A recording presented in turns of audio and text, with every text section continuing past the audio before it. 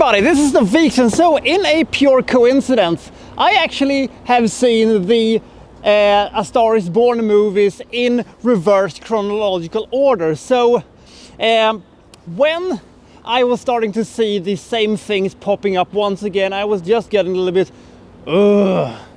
this again, and I was unfortunately right. This is essentially exactly the same thing as the other ones, for, you know, the good and the bad of it, and mostly the bad of it. But there was one thing they did that I have not seen in the other ones, and I don't think I've ever seen in another movie either. It is that for two times in this movie, in the end of the first act of the movie and in the middle of the second act of the movie, this stopped being a motion picture. And I'm saying that because the pictures weren't moving. It was instead sepia shots of, you know, still frames with the lines of the characters on top of the whole thing. It's sort of the same thing if The Matrix would have been, you know, shot in this manner. I know Kung Fu. Whoa! You see that? That is the sound of inevitability. Goodbye, Mr. Anderson. I hate your stink. Lots of guns. It was fucking awful. How is the rest of this movie and how does it stack up alongside the other versions of this story? That's what we're gonna find out today. This is my review of the 1950s version of A Star is Born with James Mason and Judy Garland.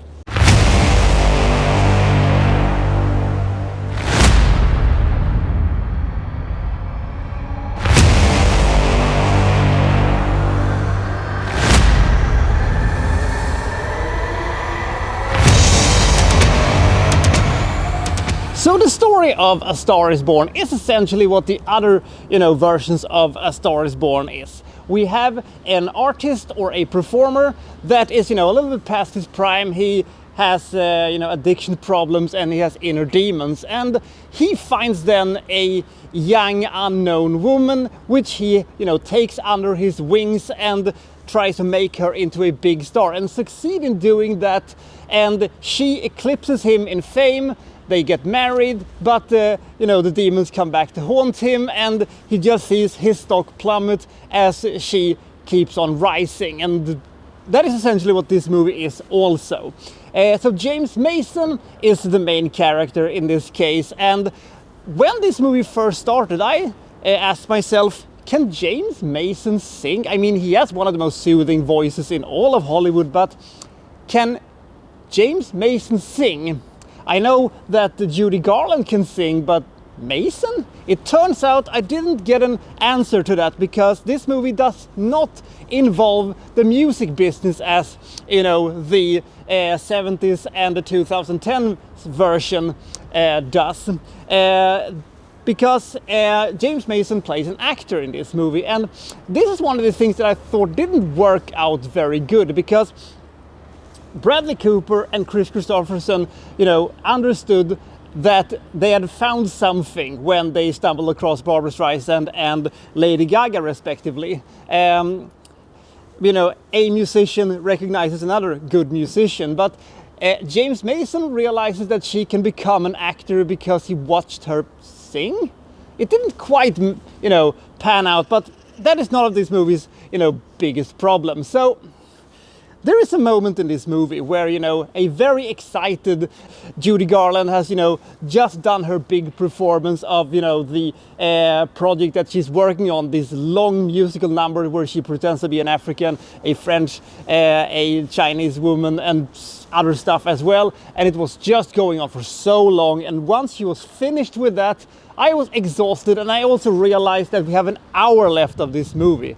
An hour, I said. You gotta be fucking kidding me. But the movie wasn't kidding with me.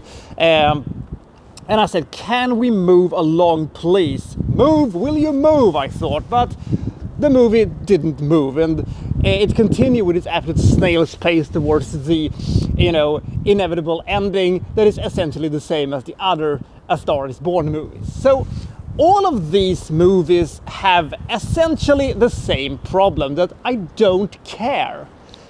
Despite all the drama and all the tragedy and the, you know, stuff that is happening in this movie, I don't care. I have difficulty to care about neither of these people and what's going to happen to them. And every single one of these movies have some strengths that the other ones do not have, and weaknesses that the other ones do not have, but they essentially amount to the same thing. A very, very overlong movie, and in some cases have extremely epic sequences that is quite breathtaking, especially the Chris Christopherson version. The musical numbers and the concerts look so big and spectacular. This one is about movies, so it doesn't have the same impact on you. I will say that this movie is probably the one with the best characters, and where I cared a little bit more about them, and they also had the best ending. The last 25 minutes of this movie was really good, where Judy Garland was very good, and especially James Mason was fantastic.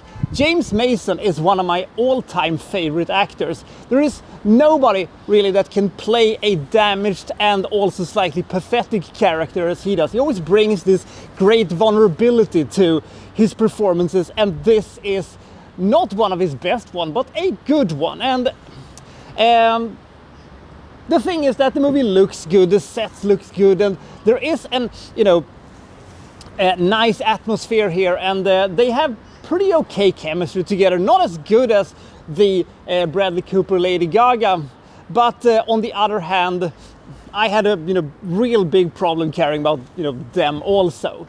The biggest problem this movie faces is how incredibly slow this movie is. It's a snail's pace that absolutely will not get off the ground.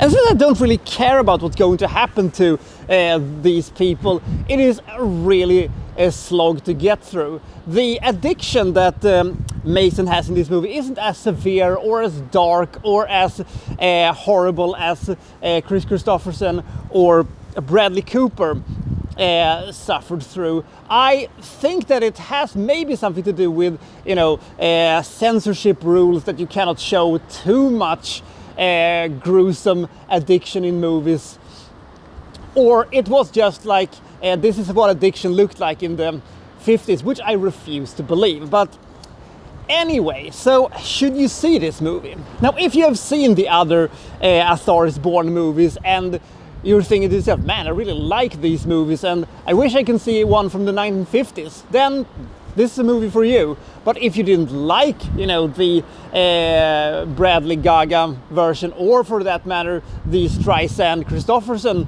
version, there's no reason to see this. This is just about as good or bad as those ones are. I will say that I still actually have not seen the first movie that came out in, was it like 1930s or something like that? But I would guess that it is probably about as bad as this one is, with probably even a lesser of a okay pace. And I wouldn't be surprised if that movie feels just about as antiquated as this one feels.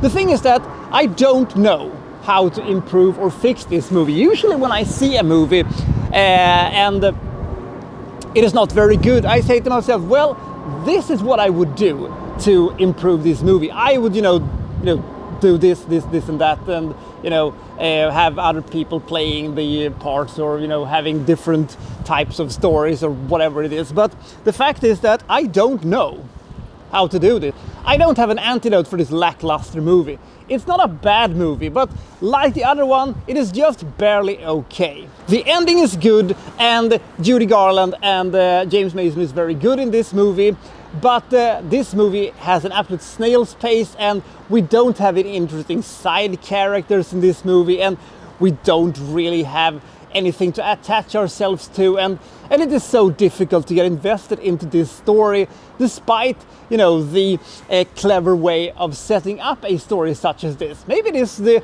original story that I cannot really get behind. I don't know. Anyway, I give this movie 35 points, and I can't really remember what the other movies have gotten, but I think this might be the best version of this story by 2-3 points or something like that, because all of them are basically located around 30 or 27 points or something like that. But this one is probably the least bad. So which version of A Star is Born is your favorite? Comment below and I'll see you next time from, well, so and so reviewing, well, such and such. Thank you for watching. Thank you very much.